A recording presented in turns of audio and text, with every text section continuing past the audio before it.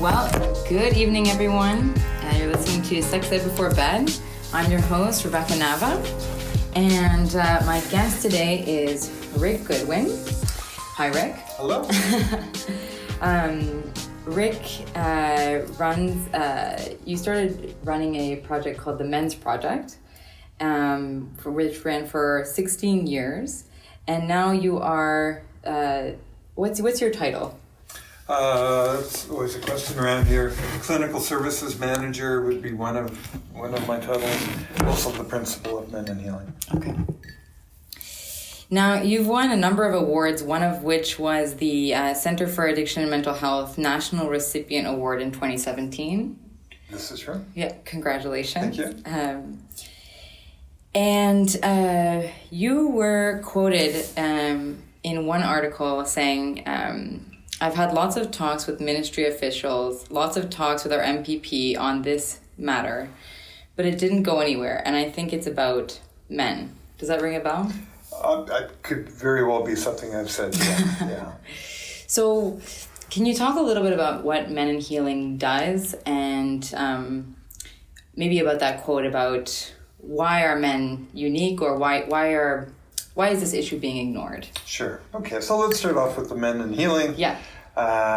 Men in Healing is a collaborative practice, essentially a small mental health clinic for men. We work on a variety of issues, while most of our work is individual therapy for guys, we're probably most noted for our group programming that we offer, and that fundamentally is trauma recovery, anger management, and a third program called emotional integrity. So it's group psychotherapy. We have a collection of about 8 therapists who work with us in various ways and levels. We have a part-time administrator, and apart from the clinical services we offer, we also do training to other communities, other organizations, First Nations, what have you, on issues of concern to men and their families, particularly around mental health. Mm-hmm. So that's essentially the work we do here, which is not that dissimilar to the work we did for many years called the Men's Project. Mm. The Men's Project was a provincially registered charity, nonprofit organization that had 16 years of government funding, yet the Ministry of the Attorney General provincially pulled out their funding, which led to its demise. And that led to the demise of the Men's Project, that's the day following that is when we started up Men in Healing to continue the work. Yeah. So that's who we are. Now, this notion of, talking to all these politicians and we didn't get a response because of the issue of men, primarily involves our flagship program, which is abuse recovery, trauma recovery. We're most known to address issues of sexual violence, sexual trauma with men, where we're looking at, from what we know of the stats, at least 1 in 6 men have experienced that as children, maybe 1 in 8 men, maybe more, experience sexual assault as adults. So those are real, those are big numbers. I think that we clocked nationally that would involve about 3 million boys and men across Canada. Still, the issue of sexual violence, what comes to people's minds is that this is an issue that affects women and girls. We still have that legacy in our thinking. There's reasons for that, but it's still with us. And so fundamentally, arguing for the merits of a publicly funded service for victims, for trauma survivors, the phrasing that we use often is that we still live in a society that considers victimhood or feminizes victimhood, in the sense when we think of victims, we're talking about girls and women, and we still also suffer the masculinization of perpetration. So we think the offenders in our society are invariably males. And if that is the dominant lens of understanding, then government does not support the mission that we've had over the years. And I think that did lead to the funding demise we experienced. And we can find many examples to support that analogy. So there's the gender issue comes into play. It's kind of really outdated and incorrect notions of who people are and what they've been through and what they're allowed to do. So I think that's really unfortunate. I think it's really unfortunate that that's kind of the way that it's been framed. And one thing that I've read is that for people who are victims, it often takes decades for them to come forward. Have you found that that's the case? And can you speak at all to what factors actually help people get here? Sure. So if we just talk about the sexual abuse of boys, the average age of sexual abuse is between 9 and 10. A couple of years ago, we did a study of over the years of the men who attended our abuse recovery program, which is also called Men in Healing, just to confuse things. And the average age of men coming into treatment here is 45. So, that's about 3.5 decades of suffering, and essentially needless suffering. Now, those men may have had points of contact with elements of society, elements of the helping professions. These men may have gone through addiction treatment. They may have been in conflict with the law. They may have been involved in the psychiatric system. But in terms of putting up their hands, saying that they were sexual abuse survivors and they need help on that issue, we're witnessing this age of 45. And that seems like a tremendous shame. And what all that suffering over the years, not only impacting the men in their lives, but their loved ones, it contributes to numerous social problems. Again, from our jails are filled with men who've experienced trauma as children. We know more now than ever before, addictions is fundamentally an expression of emotional injury of children. We could go on about the social cost of that. So really, it's the suffering manifests itself in many different negative ways on the actual victim and also the people around them. Yeah, I think we could easily conclude that. Are there, for the men who are incarcerated and who are victims, are there any resources for them? I would say generally not. Mm-hmm. The criminal justice system, of course, is in many pieces. So if we start talking locally here, mm-hmm. we have the detention center here in Ottawa, and there are detention centers throughout the country. Detention centers, by their nature, do not provide one iota of programming. We have been on an initiative for the last 3 years at least to lobby for a trial program of trauma education at the detention center here in Ottawa. It's kind of nowhere. Interesting enough, there is outreach to women on sexual assault matters at the detention center. Most of the residents of the detention center are male. No programming apart from Alcoholics Anonymous and some Christian outreach services. That's at the detention center level, where the majority of those folks aren't even convicted of a crime, they're held in remand. There may be pockets of trauma engagement in some of the federal institutions and a couple of the provincial institutions, but it is not. It is kind of a side programming matter fundamentally the programming for men in the criminal justice system is kind of relapse prevention. Skills to hopefully not have guys come back into the correctional service. And yet, just like with addictions, more and more we're realizing that trauma is a foundation for a lot of antisocial acting out issues in the community. So, but it's just not happening. Right.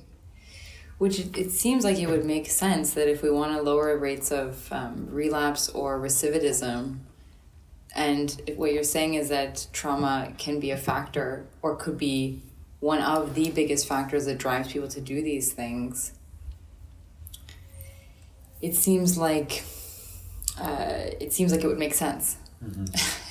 Yeah. I mean, it defies logic in how it's not being addressed. Yeah. In that regard, and we will continue to pay a price for that. Yeah. Can you talk a little bit more about the link between trauma and the suffering and some of these negative behaviors? Like, is it that the person feels like a deep sense of shame and that is what's manifesting itself in escapism or other negative behaviors? Well, I can speak to a couple of ways on that. I think if we take the totality of men's experience in terms of being brought up, boys growing up to be men in Western society, we're going to be fundamentally wrestling with two issues. Or men will fundamentally wrestle with two issues in their lives. One is inherent shame, because so much of the constructs of Western masculinity are unachievable, and yet the dictates for the male code is such that you need to tough it out on your own. You need to become top dog. You need to be the aggressor. And in terms of conventional masculinity, you cannot embrace any aspect of femininity in your life if you really want to be a man, nor can you encompass any aspect that could be perceived to be homosexual, perceived to be gay, because that's not part of conventional masculinity either. So you stack all that up in the lives of boys becoming men, it's unachievable. And when we can't achieve who we think we can be, there's an inherent shame on that. So I'm not even talking about abuse here, I'm just talking about kind of the male condition in a very broad sense of the term. Like shame, I think there's another endemic feature of Western masculinity that is incorporated in the lives of boys and men, and that is grandiosity. So we can't just talk about shame, we also need to talk about how the notions of entitlement are expressed in the lives of men. In a very broad sense, men taking more of their share, men getting their needs met first. And, we could look at anything from domestic violence issues to what Me Too is all about, to pay differentials in the workplace. There's a fundamental sense of male entitlement. The term grandiosity may be useful in that very broad sense. So then we've got, as a kind of background, the background in men's lives of these elements of shame and grandiosity. Now we can then impose experiences of sexual trauma upon that, where the impact of the trauma will be essentially shame. And shame is considered in for folks who've experienced trauma as being the master emotion. So then we can understand many elements of post-traumatic stress as being shame, an expression of shame. And we know at times, not for all men who've experienced trauma, but for many men who experience trauma, they will rely upon grandiosity as a fail-safe backup, coping mechanism, a way to kind of mask the shame. So we talk about elements in programming that we could say is hypermasculinity. How guys will pump themselves up, whether in terms of their ego stance or in terms of their anger, rage, and violence, or even how they connect or don't connect with other men, let alone with women. So then we're really talking about an exaggeration of both the shame response and, for some men, the grandiosity. Now, not all men who are survivors of trauma end up abusing women or anything like that. But there is a higher percentage than for the average man who hasn't experienced trauma, so we can't discount that. I wanted to talk about something to connect to what you said about the masculinization of perpetration and the feminization of victimhood. I think that's what you said. And then you mentioned the Me Too movement. What impact has the Me Too movement had on your clients or on your line of work? I think we've seen it in two ways. In a kind of across the board way, not just in our trauma programming, I think we're seeing men express more of this upon intake when they first connect with us. That in my relationship or maybe in the workplace, I'm being challenged about how I've seen the world and act in the world, and I'm in a bit of a crisis because of those messages, pressures, relationship tensions as a result. In the workplace, it could be being caught on behaviour and being reprimanded. And I think in that sense, where the one program area that we've seen the most in demand, I think in response to Me Too, has been the emotional integrity.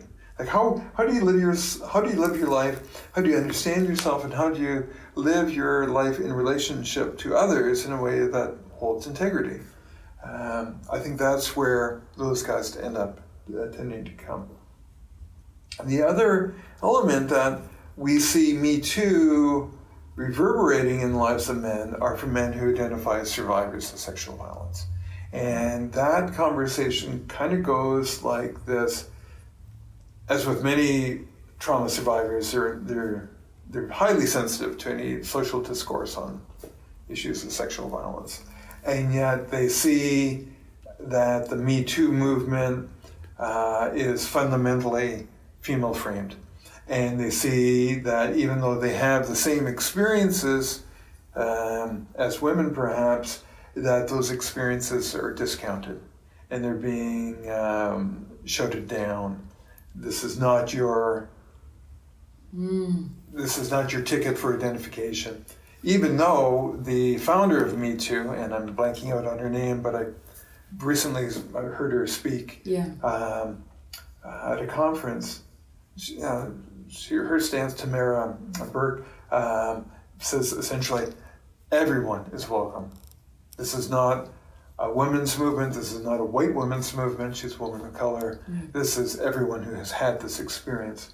Still, the social discourse, the, quote, ownership of this issue, unquote, as being it is a women's experience, solely a women's experience. So those men are, in some ways, re-victimized. They're shut down. That secondary victimization comes up again for them. It's too bad that there isn't like a connection, like that we just forget about the lines of male, female for this, that you would think, you would hope that they would see that, okay, we've both been through something terrible, and it doesn't matter what your gender is, So that's really unfortunate. I wanted to ask about the emotional integrity course. What kind of things would participants learn about? Well, let's start off with defining emotional integrity. On a very simple level, we can say integrity is when our thoughts and our feelings and our behavior is in sync with each other. But we teach a kind of a 3-step model of emotional integrity, and this kind of defines the program yet it also informs all our services. And that the 3 steps to emotional integrity are fundamentally this. Excuse me. In relationships, no, I can back up. First step is profound honesty with oneself. I like that. If you don't have profound honesty, blunt, brutal self-honesty, you don't go anywhere in life. Now, I say that, but we can say there are many, many people in society that don't have self-honesty. Yeah. Like they go through life with, with those things that horses, blinders on their eyes. Yes. And all that. So even the first step of emotional integrity, we can't take for granted. Oh, yeah. I'll say as a people pleaser, sometimes I find that I'm very cognizant of what I think other people want, but I'm not always in touch with what I want. Nicely said. And, people pleasing can be a pattern that we've learned from when we were very little. And it is a big thing. We're all relational people, we're social beings. Where does the true self come into play? That's step 1. If you can achieve then you can move on to step 2. And step 2 is fundamentally being responsible for your own behavior, which sounds like horse. So all this is so obvious, but it just needs to be said in a certain way. So, we have to take responsibility for our own behavior. We also have to be responsible for any feeling states we have.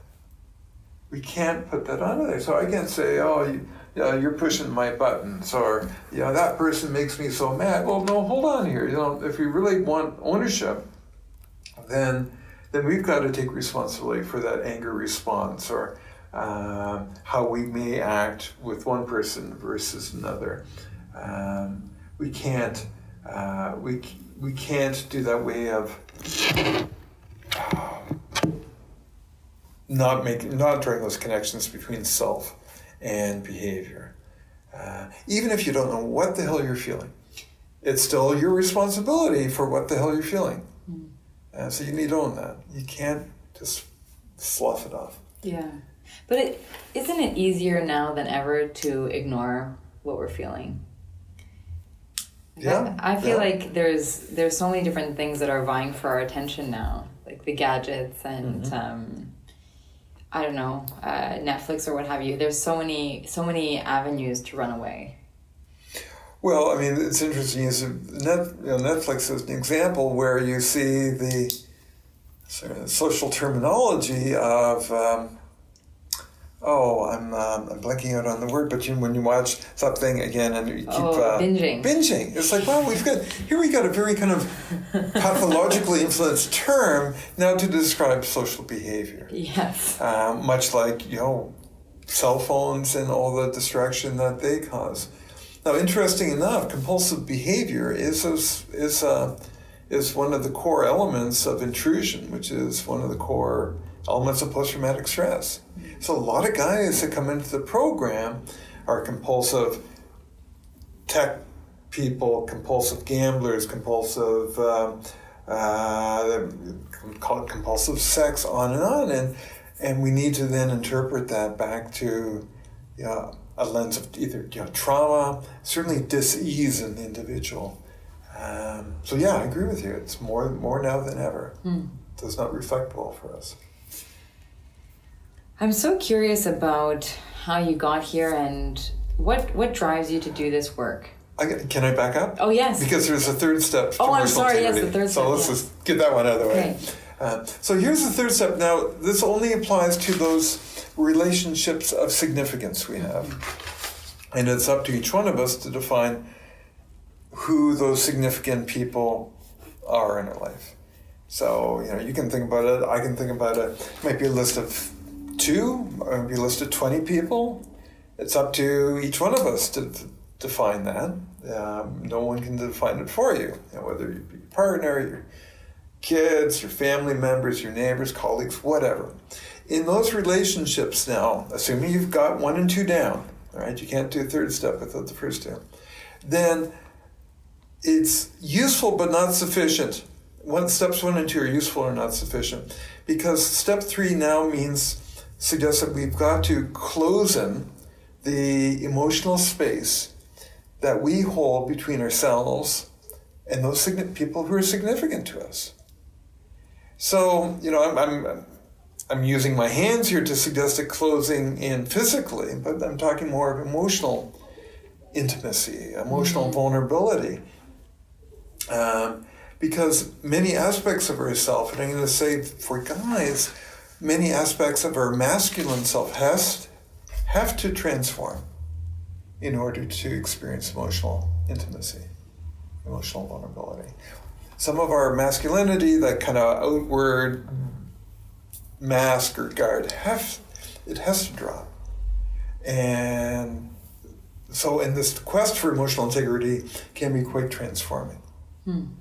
So those are the 3 steps of emotional integrity. It is very pertinent for men who've experienced victimization and abuse and trauma. But it's the same goal, though, for men who've perpetrated abuse and violence and trauma as well, because it is a value of the human condition, or of a life worth living. So some guys in our services will say, that's my goal for leaving ER. I want to live that. I want to live a life of emotional integrity, because it really no longer then only. It's not a trauma term. It's not a term for victims or offenders or anyone in between. It is a fundamental goal of what one can achieve in life. So step 1 is profound honesty with oneself. Yep. Step 2, how would you frame step 2? Taking responsibility for behavior and that's it. Feeling states. Taking ownership. And then 3 is identifying people in your life and actually being vulnerable and getting closer to them. Yeah, closing the emotional space. Wow. And I really like what you said at the end about how it's not framed by if you're a victim or if you're a perpetrator. And it makes me think about this idea of are there good people and are there bad people, and I'm just trying to wrap my head around this idea that people can heal, right? That's the message that I get from Men in Healing, is that healing is possible. And so is forgiveness possible? Is absolution possible? Or do you have any thoughts on that? Yeah, the notion of forgiveness comes up a fair bit, especially in the abuse recovery program. And it comes up in 2 ways. One, which I would say is not helpful, and another way that could be helpful. The first way we often hear of it is for men who are relatively early in their recovery work. And I think they move to trying to forgive their offenders in a way that they're hoping can somehow quicken the recovery process. If I can only forgive the person who did this to me, then I'm done. I can move on in life. And that's very wishful. It's very childlike expression. So there we kind of coach the men to kind of slow down, because there needs to be a lot of self-examination of what has happened to the individual and steps to take in terms of working towards wholeness in life before that question of forgiveness can come forward. So then you see forgiveness coming forward for men who are at the latter stages of their trauma recovery, who've done the work, the real, hard emotional exploration of what has happened to them, grieved their losses, and are working towards some sort of integration of the experience. And here it's a very individual expression. It's not mandatory, obviously. Some men will move to work towards forgiving the people who have harmed them, and they see that as freeing for themselves. And other men just won't be going anywhere near forgiveness, but it's not holding them back either. So it seems like in that sense a very individualistic response to work at forgiveness. We know that so much of the fundamental work of trauma recovery is working at finding meaning from the experience. And I think forgiveness is part of that meaning making for people. So we'll certainly engage with men who are exploring forgiveness in the latter stages of their work. And the other guys will just not go there, and that seems fine too. It doesn't seem obligatory to be in a place of recovery to do that stuff. When you say to make meaning out of it, what do you mean by that? Well, this is a real challenging thing around meaning making, is that when you try to articulate it, there's nothing to say. And this is always the experience I have, either in running group programming or even teaching on this. But let's take a step back. A couple of words that are coming to me. Ontology is a study of meaning. Okay, so we can look at ontology as a discipline of thought.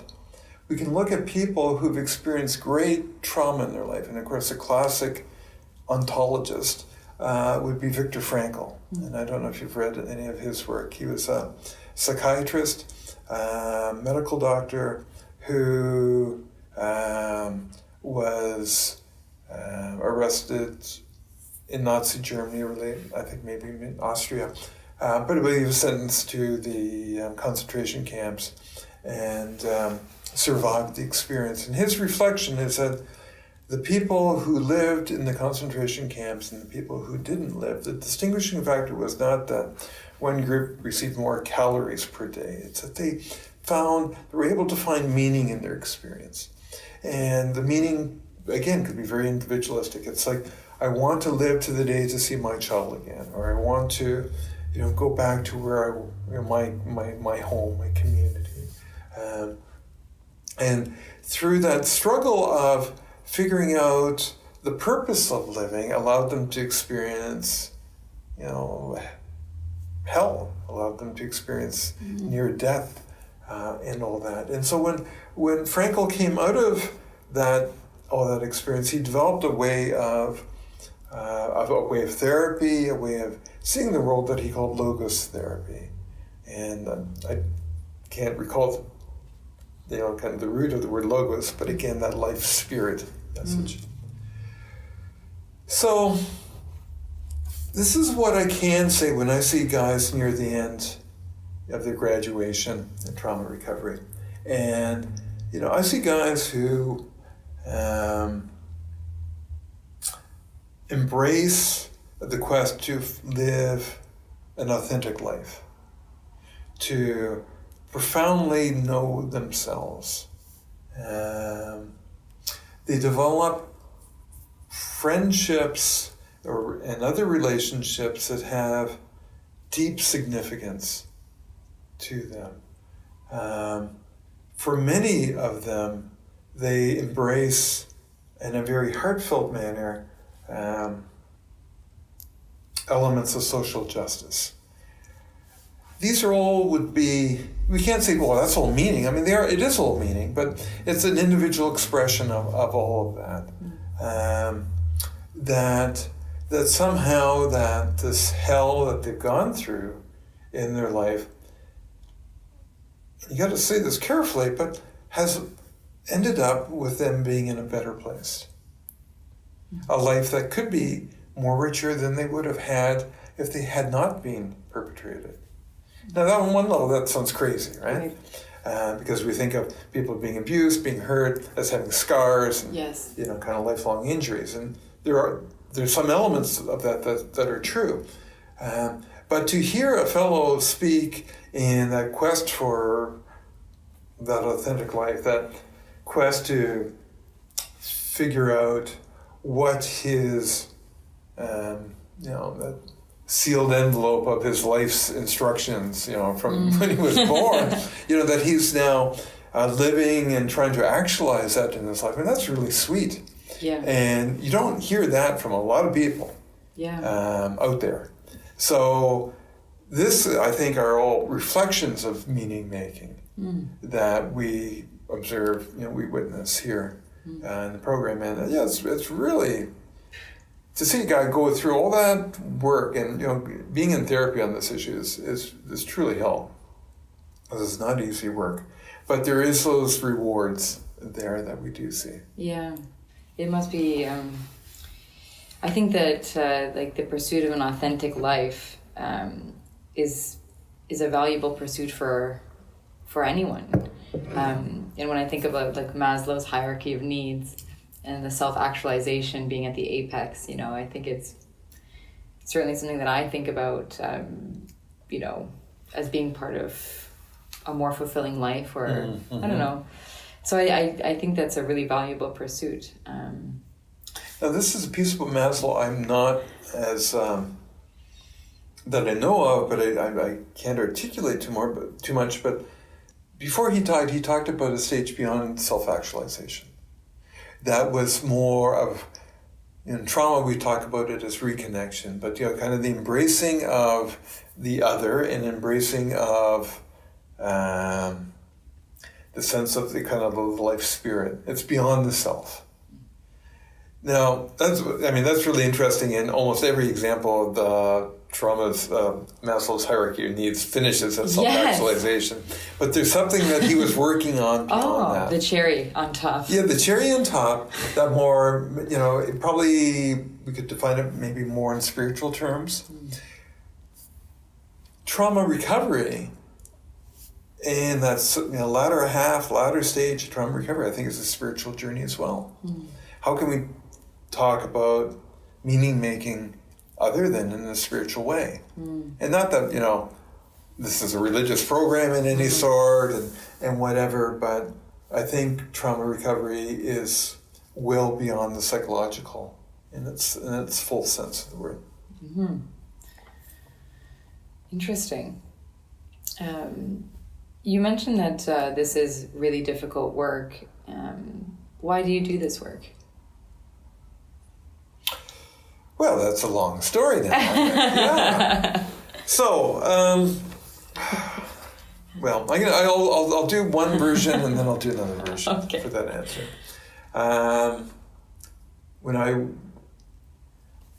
I've always been interested, even as a kid, in issues of social justice, and it was at best half-baked, but rebellious energy, perhaps influenced, not that I was of the hippie generation, but still influenced by that counterculture kind of thinking in that regard. And then psychology was an interest of mine, went from psychology to social work. So there we got the kind of the living ideal of the helping professional, or the bleeding heart, whatever you want to call it. So there I was in graduate school in social work, being a young guy, and the program was quite feminist in its orientation, and there was a question,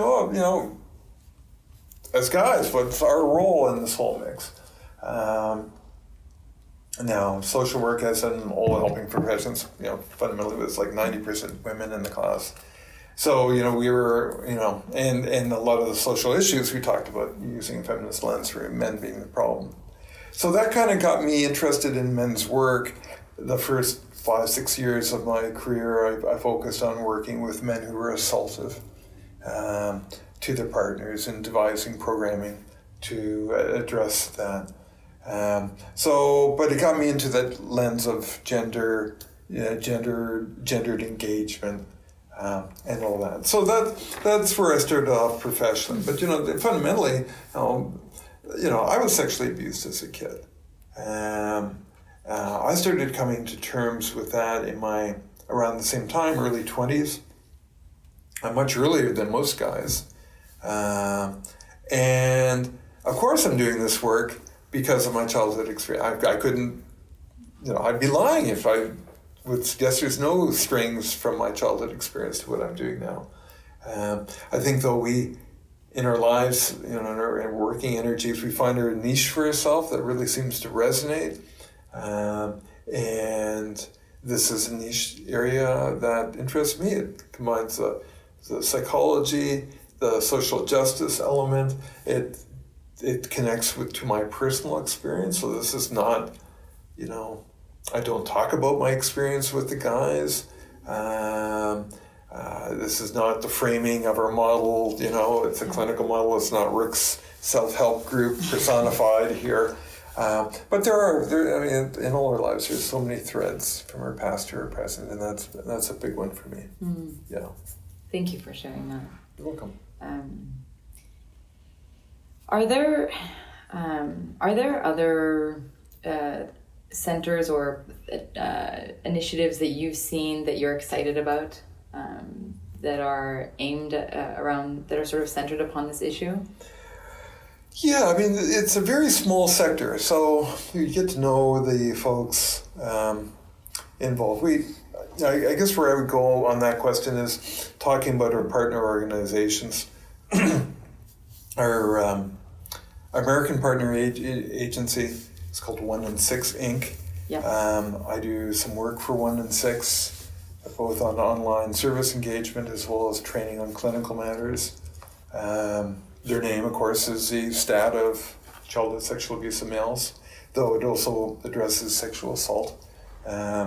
Some brilliant initiatives coming out of 1 and 6. My favorite is the Bristlecone Project. I don't know if you... No. It's a great site to see. I think there's now 130 names and stories on the website. These stories, this initiative was developed by a colleague of mine in the States, David Lusai. And basically it is a means to spread the word to guys that if you had this experience, no need to keep this in silence.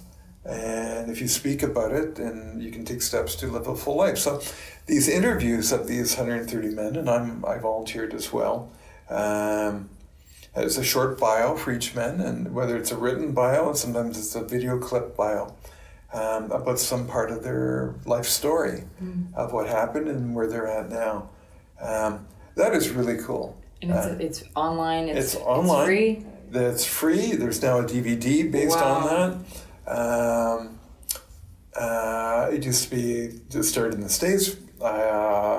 David and crew came to Canada, interviewed a number of Canadians. I'm very proud to say that a number of guys who've graduated from this program are now on the Bristlecone site.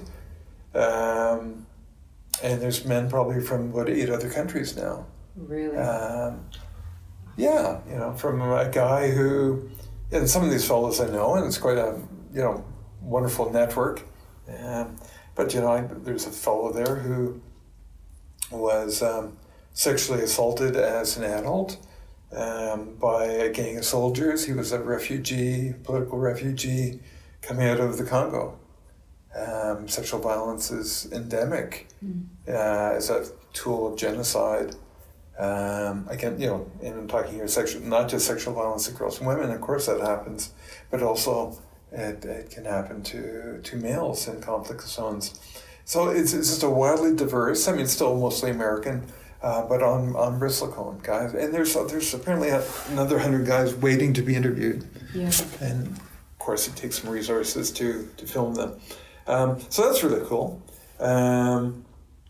Australia has just gone through a national inquiry on institutional child sexual abuse. Our Australian partner agency, Living Well, has been at the forefront of that. Their website is just filled with resources to engage men and service providers on that. And we have an English partner organization, Survivors Manchester. And they're doing amazing things. One of the lovely things, and this was an idea started by the Americans, called One Blue String. And so, as you know, there are 6 strings on a guitar, and it's a way of distributing the low E string that's blue. You ask musicians to put on the string as a sign of solidarity and support, and then through music, it's now a means of public education and awareness. So we have done a blue string activity. Well, there's been a few in Canada, but one we ran, I used to teach at Algonquin College, a course on victimology. And the student group did a One Blue String event at some bar in the market. It was an open mic night. And it was lovely. We had, a number of music, it's mostly college-age crowd, but, open mic, we had about 5 or 6 musicians back to back on stage, all working the One Blue String, and it was a way of, through music, kind of promoting awareness. So I think there's some really cool ideas being generated by some organizations that have this as their focus. It's still a very small sector, obviously, and but the awareness is growing. Yeah. I can point to someone in Afghanistan doing work on this issue. I know the South African agency that is doing pioneering work on this. It's fascinating to see initiatives grow in other countries. Absolutely. And I feel just doing work in sexual health that the more we talk about things, the less power they have maybe to make people feel like they're alone, to bring some of these conversations into the public sphere a little bit more.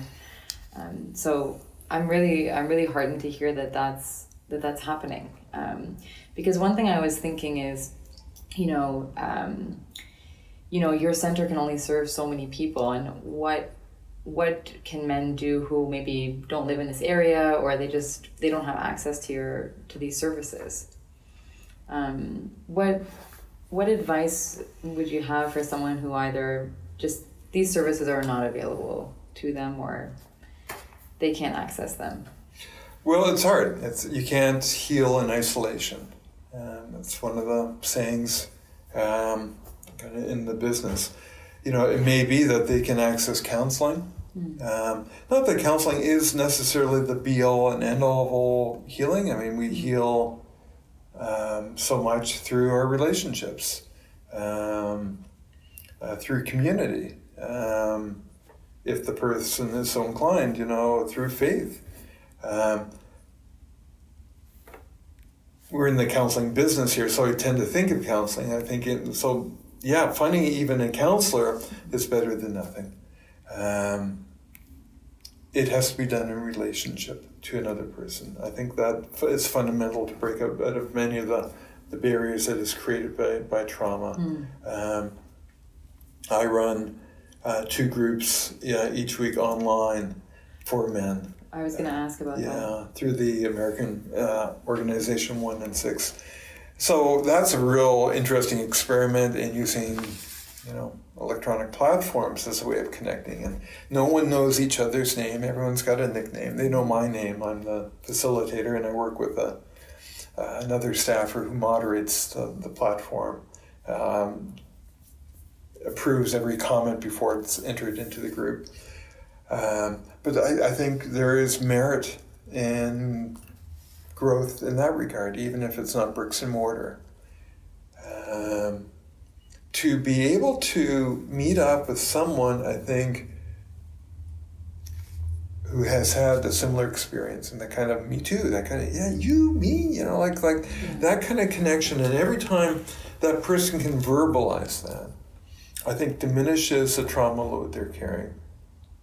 If you think that for most of those years between age 9 and 45, that the fellow is invariably silent about his experience, barely spending an inordinate amount of psychic energy trying to stuff it away, tuck it in, put it in a box, then every time he can verbalize something, he's not only shifting that psychic energy of repressing that story and diminishing that, but he's building new neural pathways from the stored memory of the experience to now processing it, because every time we say something, we process it. We develop stronger links. We know it can shift in terms of how things are processed in the brain, and all sorts of really cool experiments around MRI, functional MRI machines, shows that there is this thing called neuroplasticity, and we can change how we think and how we feel. And you can be, have incredible triggered reactions, and then they can also fade away with the right attention and time and talk. where we get a bit concerned is guys who want to read self-help books. And, you could say you could spend you can spend a whole year in a phone booth with self-help books, and you're not going to get closer to healing because you don't learn to heal in isolation. It's got to be, what we're doing right now, which is, honestly sharing, eye contact, social connection, affirmation, and as you can tell, we're big believers in group work here. So, while this is really helpful to deal one-on-one with a therapist on it, when you sit around a room of 8 other guys, and you realize that this experience that maybe for most of your life you thought you were the only one, you're hearing your parts of your life echoed around the circle, I think can contribute to the biggest shift in trauma work, which is the alleviation of shame. The guys invariably are so compassionate with each other. It's quite breathtaking at times. You too, I got your back, friend, or you're calling each other brother. It's really sweet. But I think when the penny really drops for the guys is when they realize, well, why the hell am I so supportive and compassionate to all these other guys, but I'm not this way to myself? And when that strikes them in a very deep way, I think that is the best remedy to resolving shame. That a sense that, as a victim, whatever, you're damaged, you're a loser, you're fundamentally messed up. And so, essentially trauma recovery is shame recovery, I think, in a very profound way. I believe 1 in 6 works with the U.S. military. Is that still the case? Yeah. Okay. And have you actually been in the U.S. doing some of that training yourself? Yeah, I've managed now to provide training to all branches of service in the States. Okay. Do you find that there's something unique about that specific context? Well, it is unique, just as much as any social institution, the church or Boy Scouts. Everyone has a unique sense to it. A couple things. One is it was the U.S. military, of all places, of all the gin joints in the world, it was the U.S. military that announced, and I don't know how many years back, not too long ago, that more men are sexually assaulted in the military than women are. Now that was pretty fundamentally big news. Now, statistically speaking, there are, of course, more men work in the military. Right. So that's not saying on a percentage basis women are still more at risk, depending how we define sexual assault than men are. But the raw numbers are. So that by itself, the U.S. military did that before any other institution of that size. So kudos to them for bringing it out of the closet in that official way. In the last 8 years or whatever. Certainly, though, what we know of military populations, whether it be Canada or the U.S., research is suggesting that there is twice the incidence of child sexual abuse in military populations than in civilian populations. Really? Now, that's not one, at first blush, that's a hard one to get your head around. Like, how the hell is it, what's a correlation now? This is before they sign up, that they have twice the incidence of sexual assault. And there was an American study and there was also a Canadian study, almost at the same time, almost identical research. But we know that people who maybe are drawn to the military as a profession, well, maybe they're leaving bad situations. And of course, the military is a life, right? Yeah. And military life, a lot of people refer to it as family. It involves many pro-social qualities. That's also pretty appealing if you've been abused. Yeah.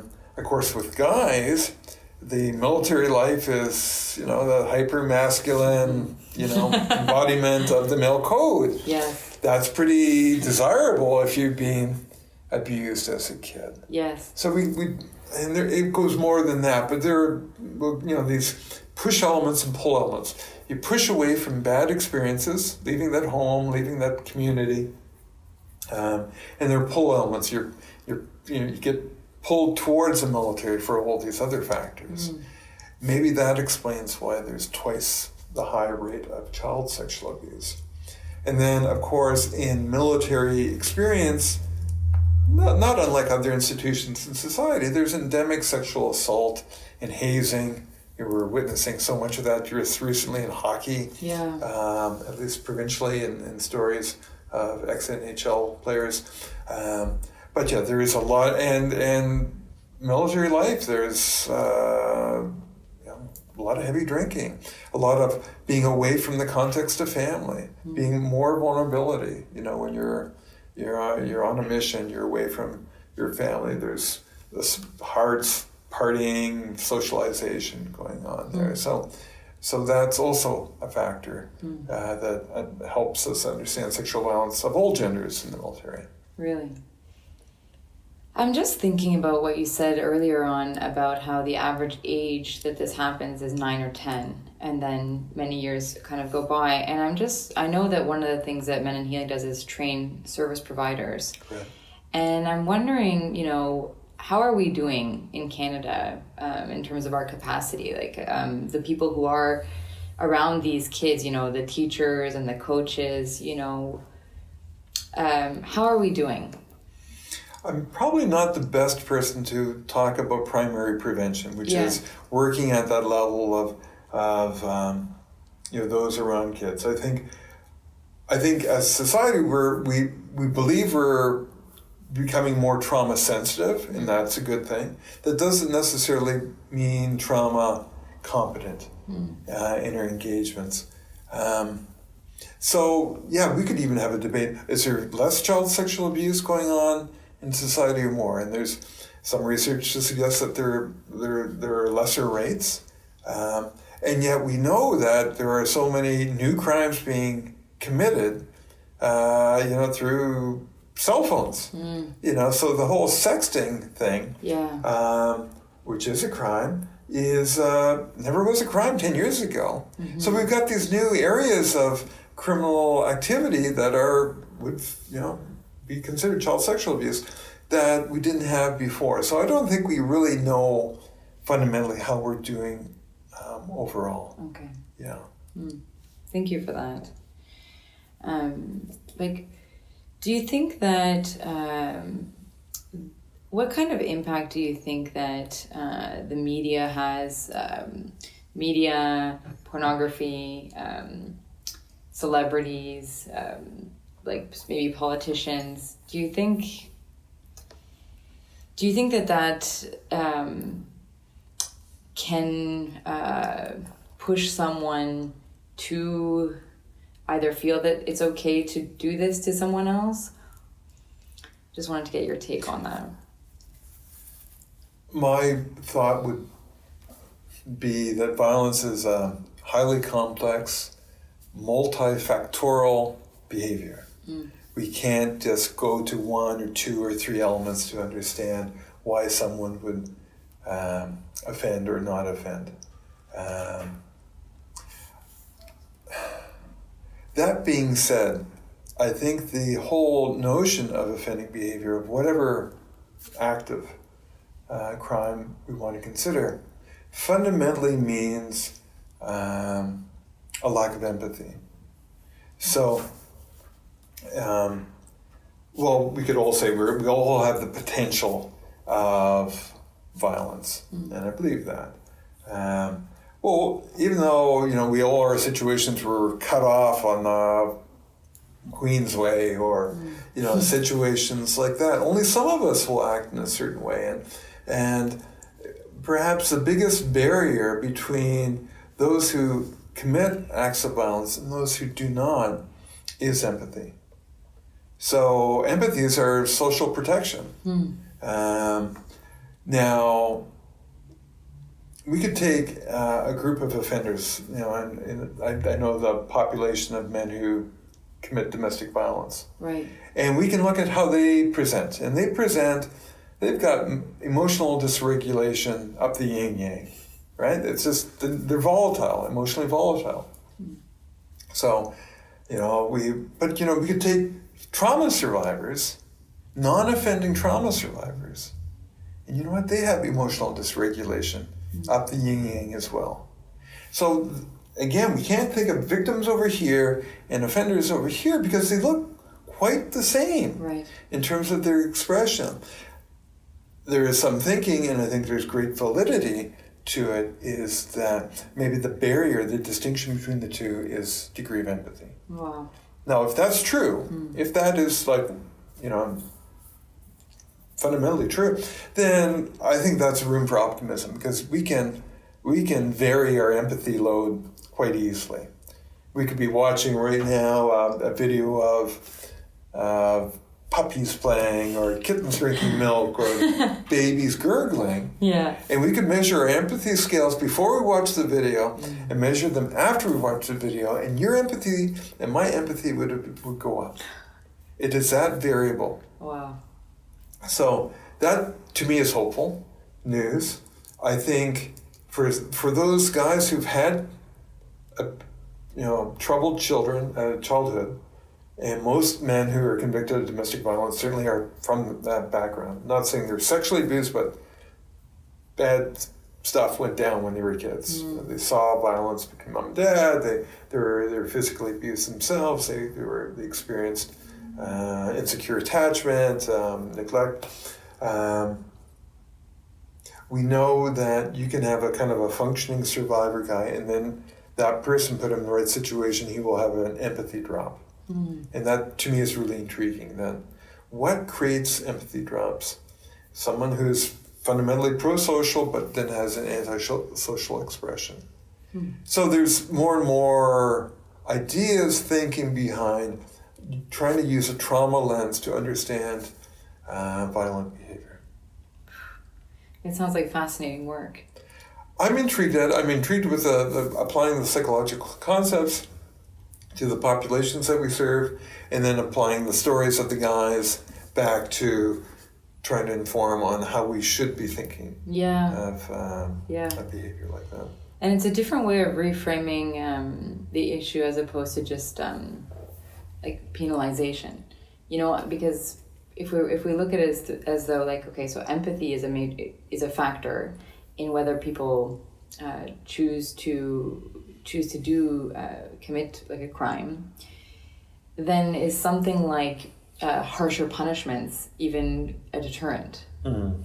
So it's just something that crossed my mind when you were speaking. Yeah, punishment by itself is not terribly useful. In many respects, it's going to be reinforcing the initial response. It's certainly not modeling behavior that we would like it to be considered. So, no, there's a fundamental problem there. And yet, if we talk about shame being the kicker, then one theorist talks about the shame rage spiral, and as in a way of understanding that having a shame load, being shame prone, which trauma survivors inherently are, shame is the most horrible emotion we can all experience.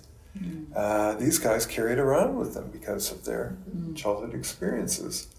Now, keeping in mind we're talking about guys too, so there's male code jazz about all what we talked about before. That maybe in a situation of conflict, say a domestic situation, and there's an argument between the couple, coffee is too strong, too weak, it doesn't matter. That through conflict, because of their past experience, that shame load is going to increase exponentially in the conflict. And so, voices are raised, and that shame load is going to build and build. And the most horrible emotion we can all experience, and the way when we feel shame, we want to disappear. Physically or psychologically, that's how we handle shame as people. Does it reach a certain point in the conflict that then the rage that the person expresses is a shame-free holiday? That sense of badness, which shame is about, that hits a certain point where there's a psychological projection on the other, the partner, and now all the badness that individual is feeling is now the partner. He or she or they are the epitome of all badness, and in that moment, it gives them the right quote, They can do what they want to the partner because the partner is fundamentally bad and they're relatively in the good. And that is referred to as a shame-free holiday in a broader concept called the shame-rage spiral. It sounds like protecting oneself by saying, like, listen, I'm walking around with this shame all the time, and now this is amplified by this situation. I just don't want to take anymore. So then it projects itself outwards. All outwards, yeah. And there's such a relief for that seconds, minutes of that experience. Not unlike road rage. This guy who just cut me off is the epitome of all badness. I am going to teach him a lesson, and I can teach him a lesson because he's the one bad. I'm in the good. I'm entitled to do that. Yeah. Zero empathy. Right? There's that empathy drop there. But it only lasts for a short period of time. Yes. And then, oh my God, whether it be the guy just hit his partner or the road rager guy, the incredible consequences, the shame load is going to skyrocket. Yeah. They just realize they just hit the person they love. And then they're doing all these steps to try to diminish shame. Oh, I'm so sorry, I apologize, I'll go for therapy. Here are gifts and shiny things. Yes. And of course it's a cycle, so it repeats. Is this just applicable to your client base, or this is sort of applicable to most people? Well, I speak of this because it's a trauma-informed lens to understanding violence. Okay. So it's not just the guys here. I mean, we utilize these concepts in our programming. It's going to be for other people to talk about this as applied to women, but my focus, my expertise is working with guys. So that's what it'll take other folks to talk about how this applies to women. Yeah. Rick, this has been absolutely fantastic. I've learned so much, and I really want to thank you for your candor, for your time. How can people find you? We'll put links to the Bristlecone project and also to your website in the show notes, but it's menandhealing.ca, and they can learn more about the work that you do. So thank you so much again. It was a real pleasure. You're welcome. It was a great chat. Okay.